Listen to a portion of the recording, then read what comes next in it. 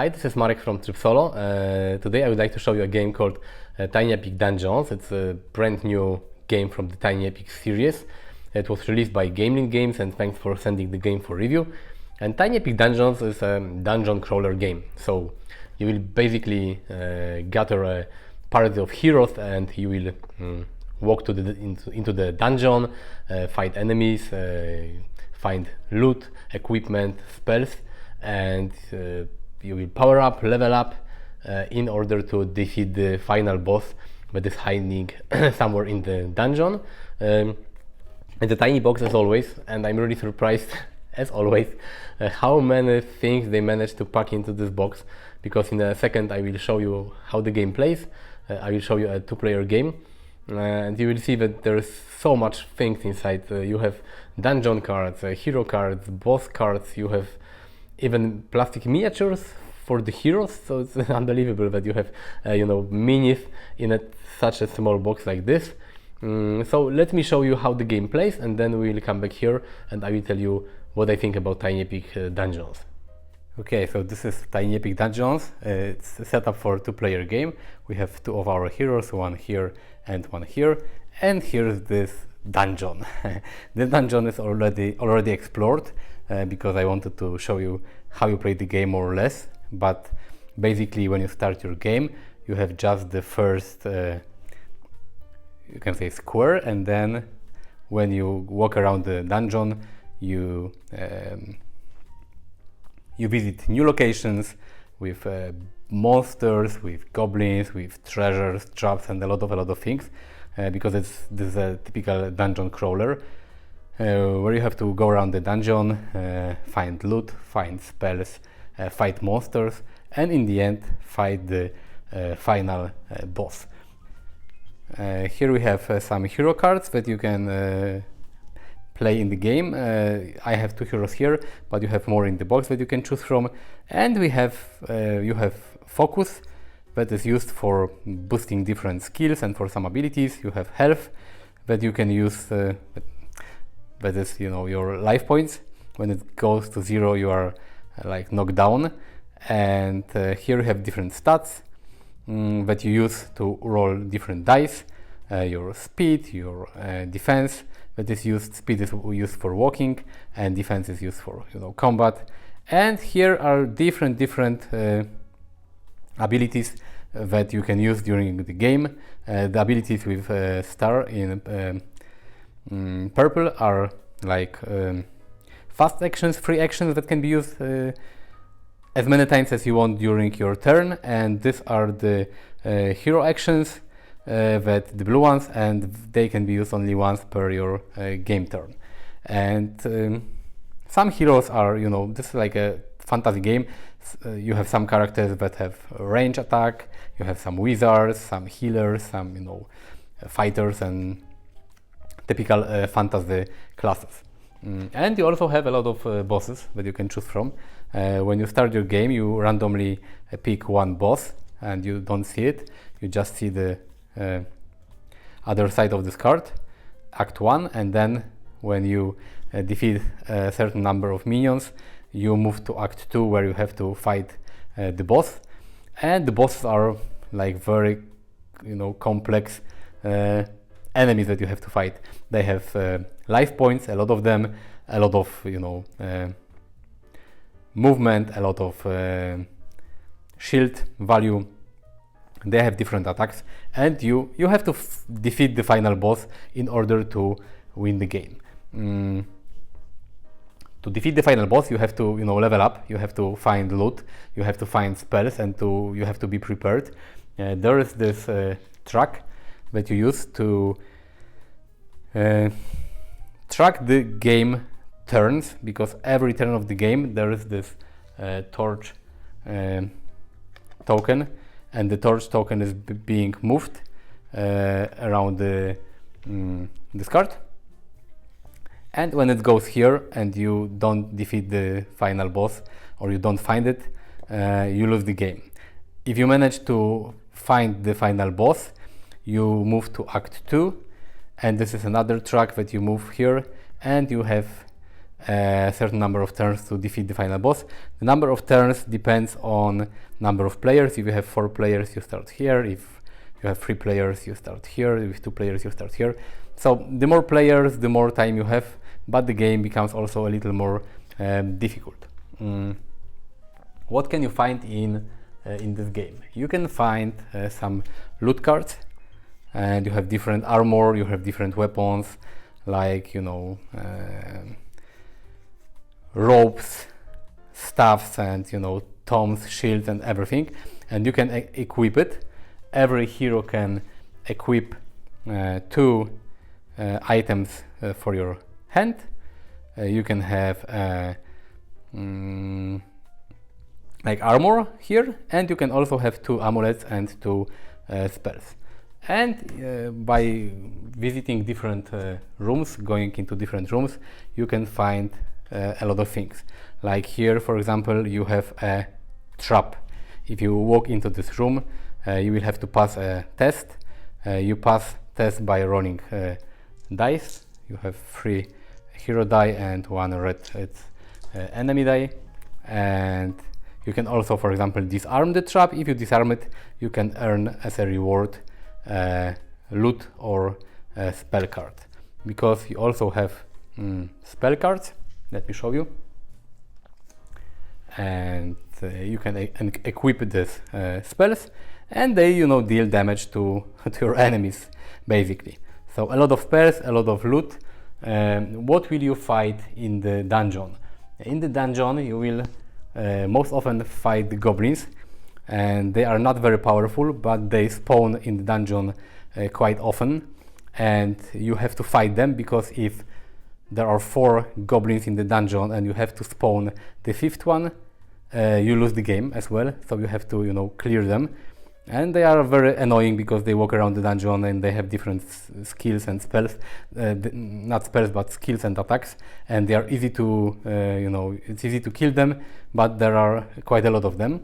And you also have the minions, and the minions are the key to defeating the boss, because you cannot enter the boss lair until you fight a certain number of minions, and you have to defeat as many minions as there are player characters in the game.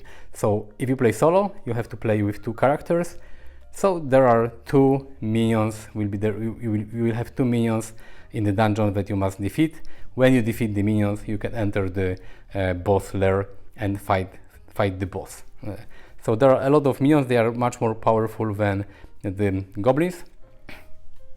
Also, when you start the game, you have this there's only 1 card left, but normally you have this dungeon deck, and you shuffle a certain number of minion cards, and, you know, the boss lair and everything. The rulebook says how to prepare the decks, and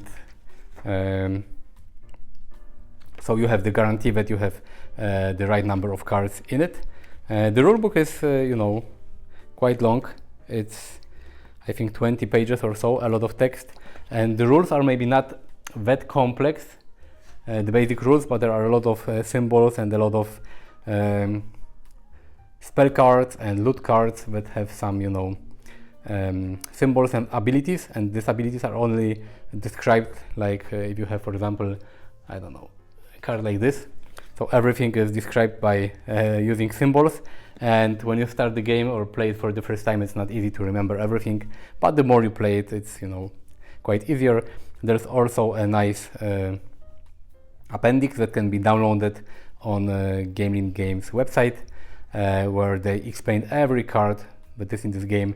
They add a description, how the card works, what it does, and how can you use it. So it's very helpful. So when you get the game, I suggest downloading this PDF file.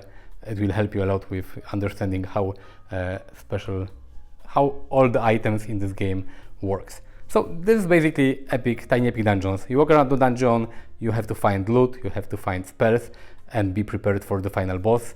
In between the going here and there, you have to fight the minions. If you fight the right number of minions, if you defeat them, you can try to, you know, visit the boss and defeat it. And if you do it, you will win the game. If not, you will of course lose the game.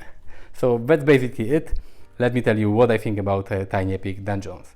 Tiny Epic Dungeons is not a small game. Of course, it's small in terms of box size, but it's not a small game in terms of gameplay, because this is like a regular dungeon crawler.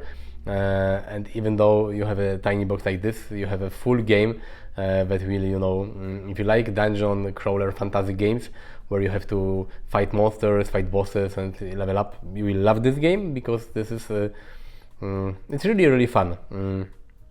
And the rules are not that simple, so I think it's the most advanced Tiny Epic game I've played. It's definitely more advanced than Tiny Epic Zombies, Pirates or Dinosaurs. And if you think about games like Gloomhaven, big dungeon crawlers in big boxes, usually you have the goal of a scenario is to kill everyone, and it's the same here. You don't get any scenarios and you don't get any campaign. So every game is like a one-time adventure. You set up the game, you fight monsters, fight goblins, then you have to find the final boss lair and defeat the final boss, and you can finish in an hour and a half maybe, and that's really great because you don't have to commit yourself to a big and long campaign. I have a lot of campaign games and I don't have time to play them, so it's nice to have a fantasy, dungeon crawler game that doesn't require you to play 10, 15, 20 games that form a campaign. The game is difficult, it's not easy to win. I've played it 2 times already and I haven't won yet. The first game I was walking around the dungeon and too many monsters spawned and I wasn't able to defeat them, and in the second game I managed to get to the boss, but the boss killed me. So you cannot walk around the dungeon for too long, because there's a timer card where it counts down the turns that you have left to finish the game, so you have to hurry up.